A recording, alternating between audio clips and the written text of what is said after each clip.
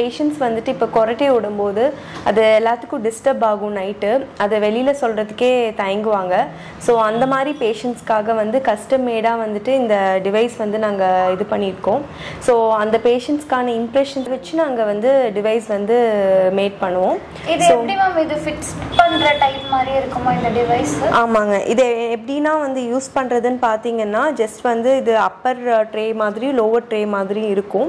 So இது வந்து just வாயில் வந்து போட்டுட்டு வச்சிட்டோம் அப்படின்னா கீழே இருக்கிற தாடை வந்துட்டு முன்னாடி தள்ளிடும். ஸோ தட் உங்களுக்கு வந்துட்டு ஸ்பேஸ் கொஞ்சம் ஜாஸ்தி ஆகிட்டு அதனால உங்களுக்கு வாயில் கொரட்டை ஓடுறது வந்து ரொம்பவே கம்மியாகுங்க. இது தூங்கும் போது மட்டும் வச்சுக்கலாம். ஆமாம், நீங்கள் இதனால உங்களுக்கு ஸ்லீப் எந்த விதத்துலையும் டிஸ்டர்ப் ஆகாது. நீங்கள் தூங்கும்போது இது போட்டுட்டு மார்னிங் வந்து கழட்டி வச்சுக்கலாம்.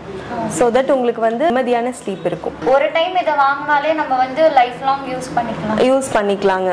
எதுவுமே இது பண்ணாமல் இருந்தோம் அப்படின்னா நம்ம லைஃப் லாங் யூஸ் பண்ணிக்கலாம்.